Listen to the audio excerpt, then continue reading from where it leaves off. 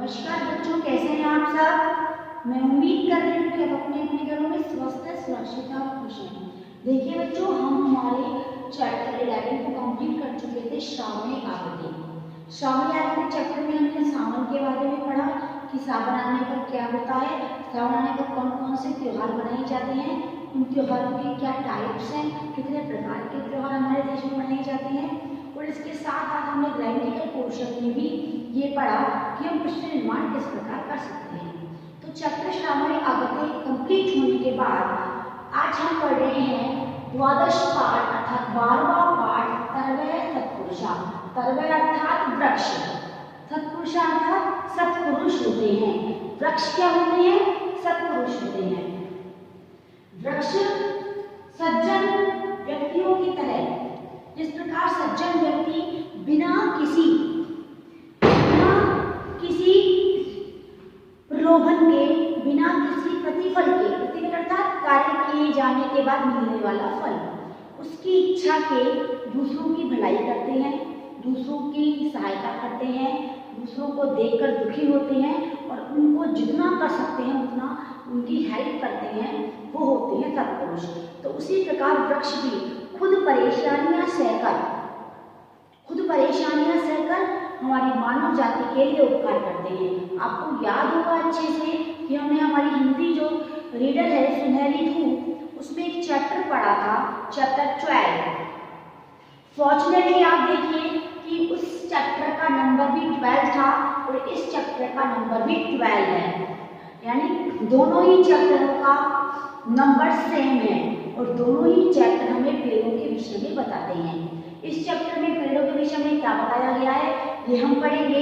इससे पहले मैं आपको एक बात रिकॉल करवा देना चाहती हूँ कि पेड़ जो होते हैं उस चैप्टर के आधार पर पेड़ों को मत काटो के बेसिस पर मैं आपको बता रही हूँ कि पेड़ सब कुछ सहकर, दुख सुख सब कुछ सहकर हमारे लिए सुख और शांति का अनुभव करवाते हैं।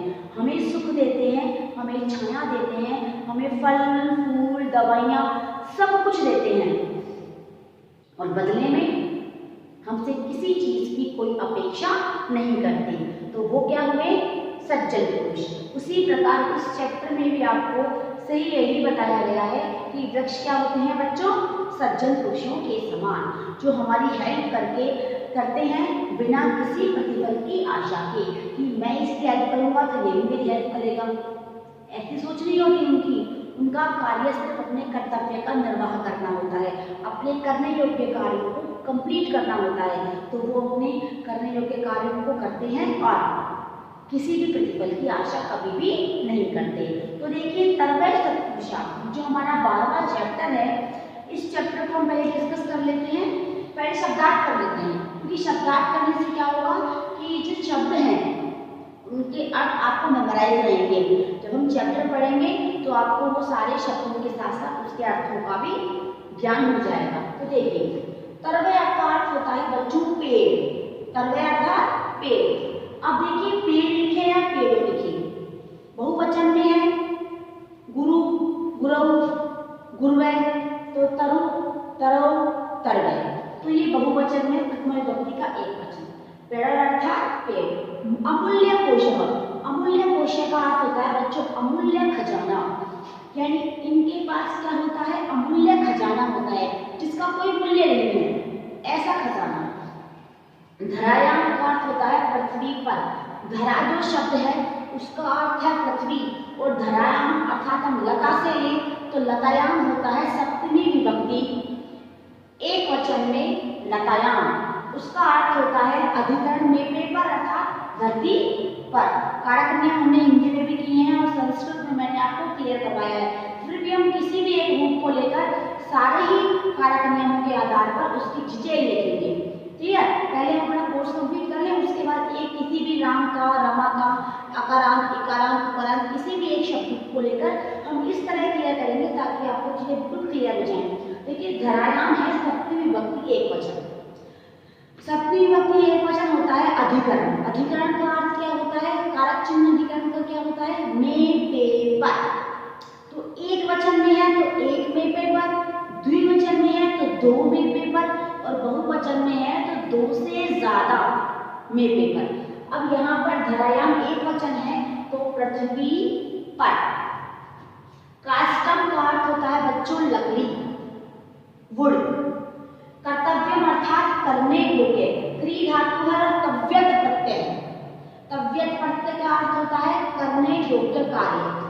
अब प्रत्ययों की डिटेल अभी स्टार्ट कर दे तो बहुत कंफ्यूजन हो जाएगी आपको, लेकिन एक शॉर्ट बात बताती हूँ आपको कि ये तव्यत जो प्रत्यय है ना, उसी की तरह एक प्रत्यय होता है अनियत। एक होता है तव्यत, एक होता है अनियत।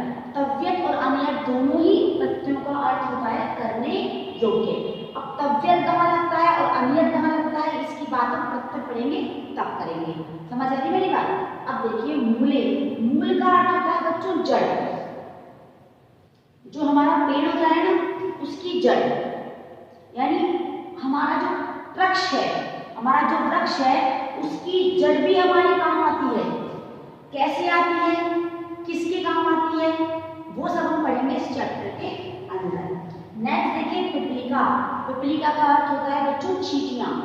पिपलिका का अर्थ क्या होता है, चींटियां। प्रथम विभक्ति बहुवचन। शिखरे, शिखरे अर्थात शिखर पर, चोटी पर, इसकी चोटी के ऊपर। शिखर अर्थात चोटी पर। देखिए शिखरे शिखर से बना है। शिखर मूल शब्द है अर्थात राम मान लीजिए आप।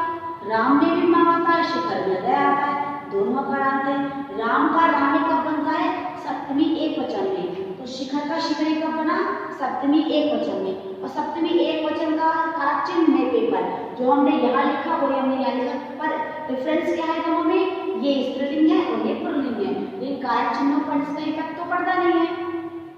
चाहे आप स्त्रीलिंग के लिखे, चाहे आप पुल्लिंग के लिखे, चाहे आप नपुंसकलिंग के लिखे, किसी भी लिंग के लिखे, कारक चिन्ह सब में सेम रहेंगे। तो यहाँ पर क्या था, पृथ्वी पर, और यहाँ पर क्या है, चोटी पर। क्लियर? नेक्स्ट देखिए शाकासु। शाकासु का अर्थ होता है बच्चों टहनियों पर। अब देखिए यहाँ भी पर है, यहाँ भी पर है, वहां भी पर है। अब देखिए शाकासु का मूल शब्द क्या है बच्चों, शाकासु का मूल शब्द है शाखा। शाकासु का मूल शब्द क्या है बच्चों, शाखा। शाखा अर्थात रमा, रमा के मा में आकारांत, ठीक है, शाखा के खा में आकारांत, दोनों स्त्रीलिंग है। रमा का रमासु कब बनता है, सप्तमी बहुवचन में। रमायाम, रमयो, रमासु, हम कर चुके हैं ये चीज क्लियर। शाखायाम, शाखायो, शाखासु अर्थात टहनियों पर। क्लियर? कीटा अर्थात कीड़े प्रथमा बहुवचन, भ्रमरा अर्थात भौरे से प्रथमा बहुवचन। आरोपयाम है। अब ये जो कर रहे हैं, ये जो चार हम करेंगे, ये हमारी वर्ग है, क्रियाएं। अब क्रियाओं के अर्थ भी हम लगा लेते हैं। आरोपयाम अर्थात लगाते हैं, हम लगाते हैं। आरोपयाम है आया है उत्तम पुरुष बहुवचन का, लगाते हैं। जीवाम जीते हैं, हम जीते हैं। हम में मैं भी इन्वॉल्व हूँ, आई एम ऑल्सो इन्वॉल्व हूँ। तो मैं इन्वॉल्व हूँ तो वो क्या हुआ, उत्तम पुरुष का बहुवचन, हम सब। क्लियर? अब उत्तम पुरुष का बहुवचन क्यों, क्योंकि उत्तम पुरुष कौन है, आई। आई मतलब फर्स्ट पर्सन, फर्स्ट पर्सन का प्लूरल। क्लियर? तिष्ठन्ति अर्थात रहते हैं। देखिए तिष्ठन्ति जो धातु है उसकी धातु होती है बच्चों तिष्ठ और स्था। एक होती है स्था और एक होती है तिष्ठ। स्था मूल धातु स्थाई है, लेकिन रूप चलते हैं तिष्ठ से। तो तिष्ठन्ति का अर्थ वैसे होता है बैठना। तिष्ठन्ति का अर्थ वैसे क्या होता है, बैठना। लेकिन इस चैप्टर के अकॉर्डिंग लेंगे तो हम लेंगे इसका अर्थ रहते हैं। हम इसमें बैठते हैं लिखेंगे तो भी क्लियर है, लेकिन आपके बुक में रहते हैं दे रखा है, इसलिए कंफ्यूजन क्रिएट नहीं करने के लिए मैं इसको रहते ही रखूंगी। क्योंकि अगर मैंने एग्जाम में ये क्वेश्चन दे दिया तिष्ठन्ति और मैंने अपने बेसिस पर बैठते हैं लिख दिया, तो आप वहां पर बैठते हैं और रहते हैं दोनों में कंफ्यूज रहेंगे। इसलिए अकॉर्डिंग टू योर चैप्टर तिष्ठन्ति रहते हैं। क्लियर? वसंती बस धातु से बना है, रहते हैं। कौन रहते हैं, हम नहीं रहते, थर्ड पर्सन रहता है, तभी तो प्रथम पुरुष का बहुवचन आया है। यहाँ उत्तम पुरुष का बहुवचन या प्रथम पुरुष का बहुवचन, दोनों में फर्क है। ये फर्स्ट पर्सन है, ये थर्ड पर्सन है। अतः का अर्थ होता है इसलिए और यथा अर्थ होता है जैसे। अब ये श्लोक है हमारा, इसे हम बाद में पढ़ेंगे, पहले इन शब्दार्थों के आधार पर हम इस चैप्टर को डिस्कस करते हैं। तो देखिए, तर्वय तत्पुरुषा, पेड़ सज्जन पुरुष, तर्वय अस्माकम अमूल्य कोशम, तर्वय अर्थात वृक्ष, अस्माकम अर्थात हमारे, अमूल्य कोश यानी अमूल्य खजाने हैं। पेड़ क्या है? हमारे अमूल्य खजाने हैं। वयम तरुण आरोप्याम रक्षाम च, वयम अर्थात हम सभी को या हम सबको, तरुण अर्थात वृक्षों को, आरोप्याम रक्षाम च लगाना चाहिए, रक्षाम च, रक्षाम का मतलब रक्षा करनी चाहिए। अब नॉर्मल देखेंगे तो इसका अर्थ होगा, लेकिन अकॉर्डिंग टू आरोप्याम रक्षाम तो हम क्या लिखेंगे? वयम हम सब वृक्षों को, आरोप्याम रक्षाम च लगाते हैं, और रक्षाम अर्थात रक्षा करते हैं। हम वृक्ष लगाते हैं और उनकी रक्षा करते हैं। तरुभी धरायाम जीवनम अस्ति, तरुभी वृक्षों से, तरुभी अर्थात वृक्षों से, धरायाम धरा पर, इस पृथ्वी पर, जीवनम अस्ति जीवन है। आपको पता है कि वृक्ष नहीं होंगे तो क्या जीव जी पाएंगे? हम जी पाएंगे यदि वृक्ष नहीं होंगे तो? हम भी तो जीवों की श्रेणी में आते हैं। हम जी पाएंगे? नहीं जी पाएंगे। क्यों? क्योंकि सब कुछ हमें कौन देता है? वृक्ष। यदि वृक्ष ही नहीं होंगे तो हम कहाँ से छाया लेंगे? सबसे मेन बात जो हमारी मेन चीज है ऑक्सीजन, जिसे हम संस्कृत में प्राण वायु कहते हैं, वो हम कहाँ से लेंगे यदि वृक्ष नहीं होंगे तो? जो पेड़ है उससे हमारी धरा पर क्या है? जीवन है। तरुभी वयम जीवाम, पेड़ों से ही हम जीते हैं। पेड़ इस धरा पर जीवन है और पेड़ों से ही हम जीते हैं। तरुभ्य फलम पत्रम छायाम काष्ठम शुद्ध वायु च सर्वम विद्यामि, तरुभ्य पेड़ों से, फलम फल, पत्रम पत्ते, छाया छाया, काष्ठम लकड़ी, शुद्ध वायु और शुद्ध हवा, च सर्वम विद्यामि सभी को प्रदान करते हैं। जो पेड़ होते हैं वो सभी को क्या क्या प्रदान करते हैं? फल देते हैं, पत्ते देते हैं, छाया देते हैं, लकड़ी देते हैं और इसके साथ साथ शुद्ध वायु भी देते हैं। तर्वे अस्मान रक्षन्ति, पेड़ों की हमको रक्षा करनी चाहिए। पेड़ हमारे रक्षक हैं, हमें पेड़ की रक्षा करनी चाहिए। दोनों ही बातें हैं। यदि हम पेड़ों की रक्षा करेंगे तो पेड़ हमारी रक्षा करेंगे। अतः तरुणाम रक्षण, इसलिए पेड़ों की रक्षा, इसलिए पेड़ों की रक्षा अस्माकं कर्तव्यम अस्ति, हमारा कर्तव्य है। हमारे करने योग्य कार्यों में कार्य कौन सा है? पेड़ों की रक्षा करना। तरुणाम जीवनम परोपकाराय अस्ति, पेड़ों का जीवन परोपकार के लिए होता है। परोपकार वाला चैप्टर हम पहले डिस्कस कर चुके हैं कि परोपकार का क्या होता है? पर प्लस उपकार, दूसरे की भलाई करना। तो दूसरे की भलाई कौन करते हैं? वृक्ष। पेड़ों का जो जीवन है वो दूसरों की भलाई के लिए होता है। आपने हमारे पेड़ों को मत काटो चैप्टर में ये बात डिस्कस की थी कि जिस प्रकार एक माता सभी दुख सहकर अपने बच्चों को सुख शांति का अनुभव करवाती है, जिस प्रकार माता सभी प्रकार की परेशानियों को झेलकर अपने बच्चों पर किसी प्रकार की आँच नहीं आने देती, और जिस प्रकार एक पिता अपने परिवार का पालन पोषण करता है, उसी प्रकार वृक्ष सब कुछ, हवा पानी बरसात गर्मी सब सहकर हमें छाया देते हैं, हमें सुख का अनुभव करवाते हैं और पिता की तरह हमारा पालन पोषण करते हैं। तरुषु विविधा जीवा बसंती, पेड़ों पर बहुत से जीव, विविधा जीवा बहुत प्रकार के जीव, बसंती अर्थात निवास करते हैं या रहते हैं। यथा मूले, जैसे मूले अर्थात जड़ में, मूले अर्थात हमने भी पढ़ा जड़ में। सर्पा, सर्प पुतली का चिन्ह और चींटियां रहती हैं। पेड़ की जड़ में कौन रहता है? सर्प रहते हैं और चींटियां रहती हैं। शिखरे, वानरा, और शिखर पर, उसके शिखर पर कौन रहता है? चोटी पर बंदर रहते हैं। आपने देखा होगा कई बार। शाखा खगा, और उसकी शाखाओं पर, उसकी टहनियों पर कौन रहता है? टहनियों पर खगा अर्थात पक्षी रहते हैं। पत्रेषु कीटा, पत्तों पर कीड़े रहते हैं, देखा है आपने। पुष्पेषु भृंगा, और उसके पुष्पों पर भ्रमर बसंती अर्थात रहते हैं। अब देखिए जड़ में कौन रहता है? सर्प और चींटियां। शिखर पे कौन रहता है? बंदर। इसकी शाखाओं में कौन रहता है बच्चों? इसकी शाखाओं में रहते हैं पक्षी। इसके पत्तों में कौन रहता है? पत्तों में रहते हैं कीड़े। और फूलों में कौन रहता है? फूलों में रहता है भंवरा। यानी ऐसी कोई भी चीज का कोई भी पार्ट नहीं है वृक्ष का जिस पर कोई ना कोई निवास नहीं करता।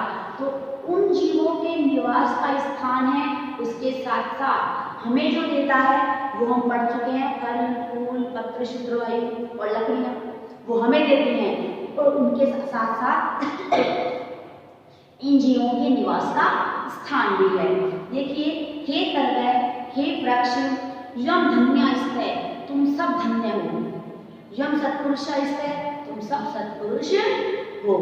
अब देखिए, इदम अपनी ज्ञायता, इसको ज्ञायता अर्थात जानते हैं। इस श्लोक को क्लियर करते हैं हम।